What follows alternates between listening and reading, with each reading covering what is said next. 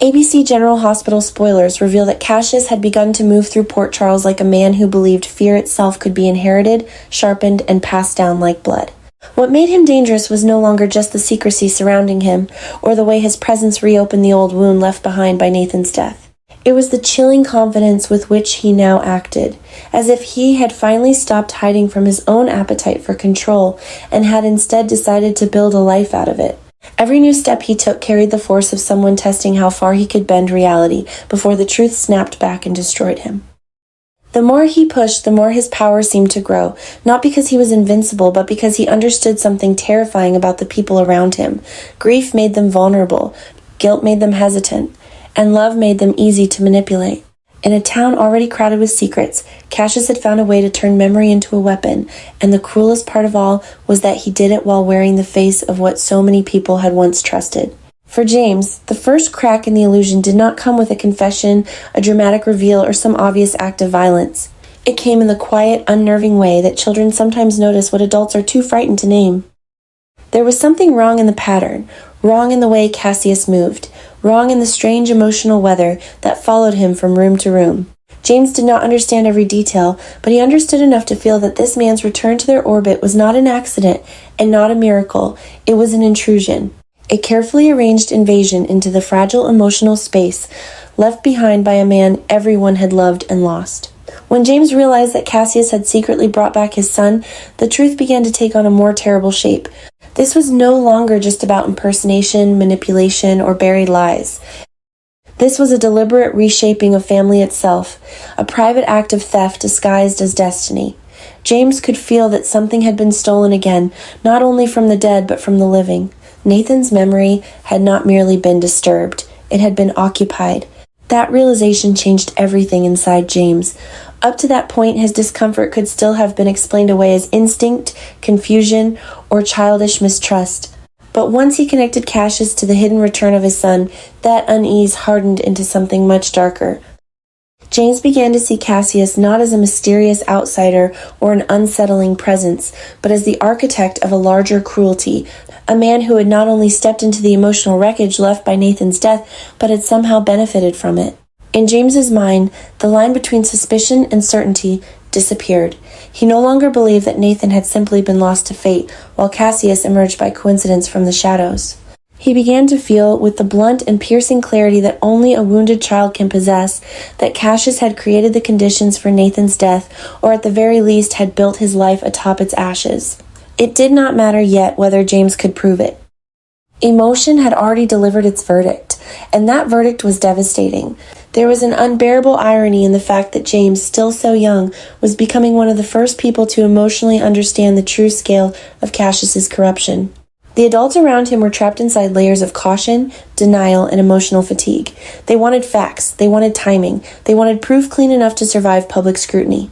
James wanted none of that because James was not trying to solve a mystery in the abstract. He was trying to protect what remained of a broken family. His anger toward Cassius did not come from recklessness, but from grief that had finally found a target. Every glance he gave Cassius carried the rawness of a child refusing to let the past be rewritten in front of him. Every moment of silence between them felt charged with an accusation too heavy for ordinary language. Cassius may have believed that children were easier to deceive, easier to distract, easier to fold into a false narrative, but James became the one presence he could not fully control. That alone made the situation more volatile than Cassius likely understood. Cassius, for his part, seemed to grow more unstable the closer he came to exposure. Power had begun to intoxicate him, but not in the simple theatrical way of a man enjoying dominance. His growing power was feeding a deeper delusion, the belief that he could shape emotional reality as long as he moved fast enough and struck hard enough. He was no longer just reacting to danger. He was anticipating it, preempting it, trying to stay several steps ahead by tightening his grip on every person, every secret, every fragile point of leverage he could find. That was what made his actions feel increasingly explosive. Each lie was no longer designed merely to conceal the previous one. Each lie became the foundation for a larger and more dangerous construction. He was building a private kingdom out of stolen identities, hidden family ties, and suppressed truth, and in doing so he was crossing the line from deception into psychological conquest. The more threatened he felt, the more he seemed determined to prove that he could not be uprooted. That determination made him reckless. It also made him terrifying. The secret return of his son became the emotional center of that recklessness. It was not a sentimental gesture, and not an act of redemption. It felt more like a strategic move, a deeply personal one, meant to secure loyalty, fill an internal void, and establish a legacy that no one else had approved. By bringing his son back in secret, Cassius had revealed something crucial about himself. He did not trust open love. He trusted possession. He did not believe in earning a place in a family. He believed in seizing one. That is why James's discovery struck so hard. It exposed the logic beneath Cassius's actions. Cassius did not merely want connection. He wanted ownership over the emotional narrative of everyone around him. He wanted to decide who belonged to whom, who remembered what, who mourned whom, and who had the right to move forward. That kind of ambition was not just manipulative, it was monstrous in its intimacy.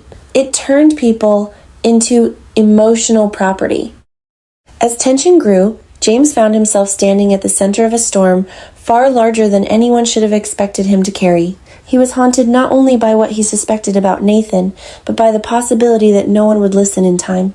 That fear sharpened his anger into vigilance. He began to watch Cassius the way someone watches a fire creeping beneath a locked door.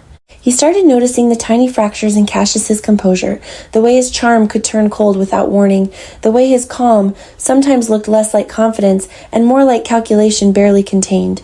James was not simply scared of Cassius. He was offended by him.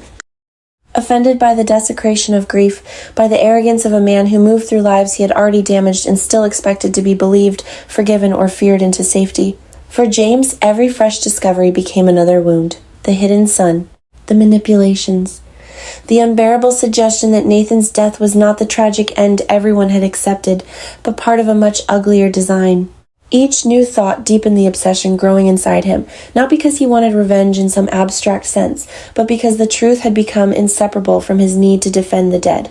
That is what gave the conflict its emotional force. This was not merely a battle between innocence and evil, or between lies and truth. It was a battle over who gets to define loss.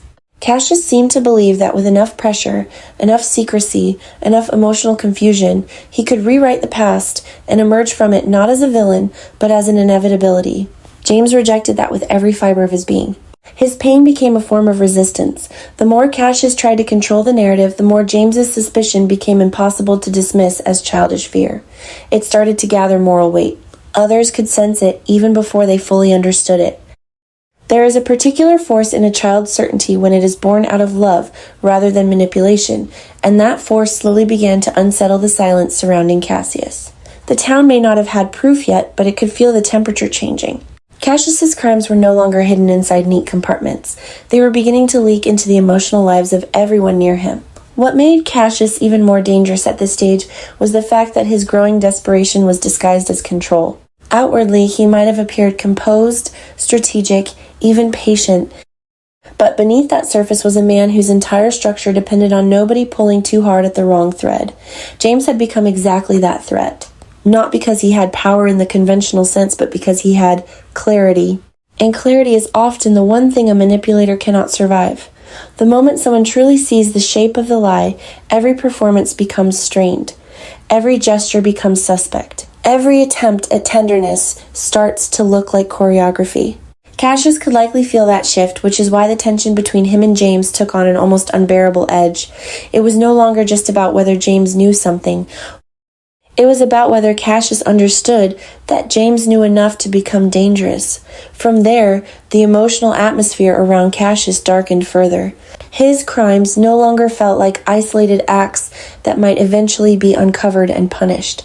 They began to feel like a spreading moral infection, something that distorted everyone it touched. Fear became hesitation. Hesitation became silence. Silence became the soil in which Cassius continued to thrive. Yet that same silence was also destroying the people trapped within it. James was being forced to grow older emotionally at a brutal pace, learning too quickly how adults lie to protect themselves, how grief can be manipulated, and how evil often survives not because it is stronger than love, but because it is willing to move without conscience. That internal change in James may be one of the most heartbreaking consequences of Cassius's rise. Even if Cassius is stopped, there will be damage that cannot be undone. A child who begins to suspect that someone engineered the loss of a beloved figure does not return easily to innocence. And yet, within that heartbreak, there is also the possibility of reckoning. Because what Cassius has underestimated is not just James's intelligence, but the moral chain reaction that begins when one person refuses to accept a false version of reality. James's suspicion may start as private anguish, but anguish has a way of becoming action. The more Cassius pushes, the more violently the truth will eventually push back. His power is expanding now, yes, but it is expanding in the unstable way of a fire fed by its own smoke. Every secret victory he claims requires more pressure, more lies, more emotional casualties. He is no longer maintaining a deception. He is accelerating toward collapse. That collapse may not arrive cleanly. It may take more pain, more confrontations, more unbearable revelations before the full scope of his crimes is visible, but the movement has already begun. James has seen too much. He has felt too much. And once a child begins to see the monster behind the mask is already starting to fail. So the story now turns on that unbearable tension between exposure and escalation. Cassius is becoming more explosive because he senses the walls closing in, even if no one has fully named what he has done. James is becoming more consumed because every instinct in him is screaming that Nathan was not simply taken by tragedy, but swallowed by something far more deliberate and cruel. The clash between them is no longer only personal. It has become symbolic of everything rotten beneath the surface of poor Charles, the manipulation of grief, the corruption of identity, the theft of family, the obscene idea that power can be built on the ruins of love and still call itself destiny. The deeper this story goes, the more impossible it becomes to look away, because at its heart is not just a villain trying to protect his crimes, but a grieving child refusing to let the dead be erased. And that is why Cassius should be afraid. Not only because his crimes may be stopped more quickly now, not only because his secrets are beginning to fracture, but because he has awakened the one kind of opposition he cannot easily outmaneuver, pain that has found its purpose. Cassius had already brought enough darkness into Maxi's life, but this time the threat was no longer hiding behind secrets and suspicion. It had become immediate, intimate, and terrifyingly personal. Maxi could feel it in every room he entered, in every silence that lingered too long after his name was spoken, and in the growing fear that James was no longer just caught near danger, but standing directly in its path. For Maxi, nothing mattered more than keeping her son safe. Every instinct inside her sharpened at once, turning her grief, anxiety, and suspicion into a fierce need to shield James from the storm Cassius had created. She knew that whatever game he was playing was becoming more unstable, and the closer James came to the truth, the more dangerous Cassius became. Maxi's terror was not only about what Cassius might do on purpose, it was also about what he might do by losing control. That was what made him so frightening now. He was no longer simply a manipulator hiding behind calculated moves. He was a man spiraling under the weight of his own lies, making reckless decisions in a desperate attempt to hold power over a situation already breaking apart. Maxi saw that unraveling before many others did. She understood that James's growing fear of Cassius was not childish confusion but a warning. The boy had sensed something poisonous long before the adults were willing to say it out loud, and Maxi refused to ignore that instinct. She became more protective, more watchful, more determined to keep James close, even as the emotional walls around them began to close in. What makes the situation truly tragic is the horrifying possibility that Cassius does not set out to kill Maxi, yet still becomes the reason her life ends. That kind of disaster feels even crueler because it grows out of arrogance, panic, and the belief that one man can keep controlling the fallout from his own crimes. If Maxi dies because Cassius pushes events too far, because he corners the wrong person at the wrong moment, because his obsession with silence and control explodes into chaos, then her death becomes more than a loss. It becomes proof that Cassius destroys everything he touches, whether by intention or by consequence, and for James that would be the deepest wound of all. First, Nathan's absence haunted his life, and now the very man tied to that shadow could become responsible for taking Maxi too. That is why this story carries such emotional devastation. Maxi is not just another victim standing near a villain's orbit. She is a mother fighting with everything she has to protect her child from a threat that keeps growing more violent and more unstable. If Cassius accidentally causes her death, the tragedy will not feel random. It will feel like the final, unforgivable result of every lie he told and every life he tried to control. Her fall would leave James standing in the ashes of another shattered family bond, while Cassius is forced to face the ruin he created. In that moment, the story would stop being about secrets alone and become something far more painful, a child left defenseless by the very evil his mother tried so hard to keep away.